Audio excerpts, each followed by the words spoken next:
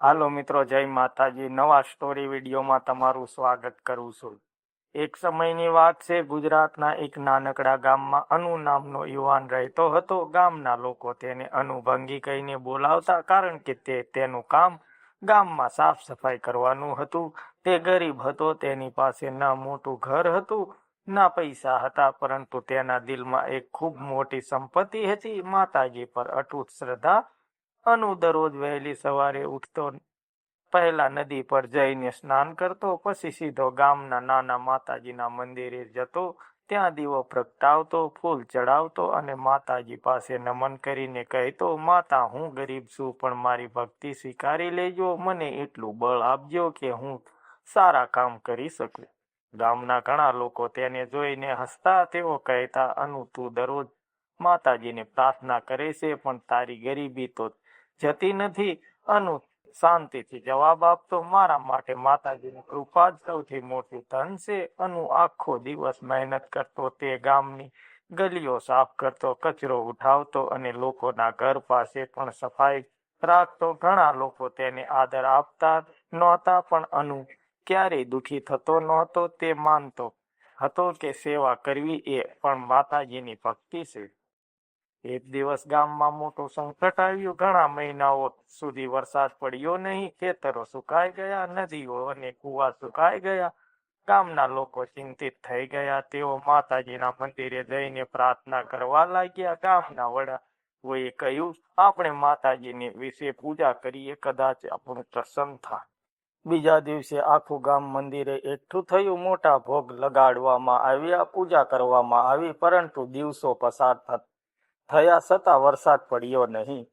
અનુ દરરોજની જેમ મંદિરે જઈને શાંતિથી માતાજી પાસે પ્રાર્થના કરતો, કહેતો, માતા, ગામના લોકો મુશ્કેલીમાં છે, પરંતુ કૃપા કરીને તેમની મદદ કરો.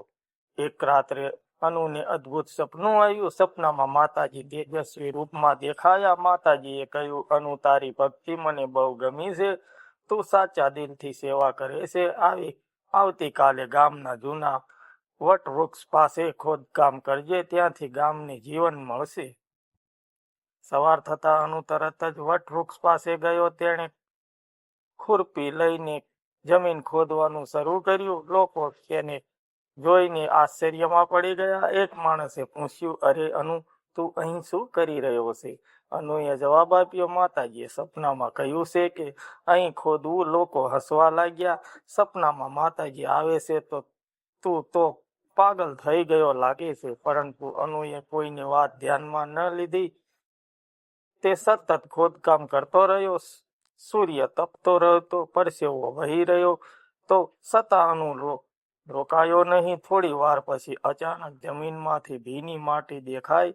અનુએ વધુ ખોદ્યું. અચાનક પાણીનો ઝરો ફૂટ્યો. લોકો આશ્ચર્યમાં પડી ગયા. થોડા જ સમયમાં ત્યાંથી સ્વચ્છ અને ઠંડુ પાણી વહેવા લાગ્યું. ગામના લોકો ખુશીથી ચીસો પાડવા લાગ્યા. આ તો ચમત્કાર છે, માતાજીની કૃપા છે. ગામના વડાએ અનુને કહ્યું, અનુ, આજે તારી ભક્તિએ આખા ગામને બચાવી લીધું. થોડા દિવસોમાં વરસાદ પણ શરૂ થયો. ખેતરો ફરી લીલાછમ થઈ ગયા. ગામમાં ખુશી છવાઈ ગઈ. તે દિવસથી લોકો અનુને નાનો માણસ માનતા નહોતા. તેઓ તેને ખુશ આદર આપવા લાગ્યા. ગામના મંદિરે તેની સેવા માટે ખાસ સ્થાન આપવામાં આવ્યું. પરંતુ અનુ સ્વભાવમાં કોઈ બદલાવ આવ્યો નહીં. તે હજુ પણ નમ્રતા સાથે સેવા કરતો અને કહેતો, આ બધું મારી મહેનત નથી, આ તો માતાજીની કૃપા છે. ગામના બાળકોને તે કહેતો, બાળકો, જીવનમાં પૈસા કરતા વિશ્વાસ મોટો છે. જો દિલથી માતાજી પર શ્રદ્ધા રાખશો અને સારા કામ કરશો તો માતાજી જરૂર પ્રસન્ન થશે. સમય પસાર થતો ગયો, પરંતુ અનુની કથા ગામમાં એક પ્રેરણા બની ગઈ. લોકો કહેતા, સાચી ભક્તિ શક્તિ છે. માતાજીની ભક્તિ આવાજ જરૂર સાંભળે છે. શીખ સાચી શ્રદ્ધા, સેવા અને નમ્રતા હોય તો માતાજી જરૂર પ્રસન્ન થાય છે. ભક્તિમાં દેખાવ નથી, દિલની સચ્ચાઈ હોય તો ચમત્કાર પણ થઈ શકે છે. મિત્રો, વિડીયો સારો લાગ્યો હોય, સ્ટોરી સારી લાગી હોય તો લાઈક, કમેન્ટ, શેર કરવાનું ભૂલતા નહીં.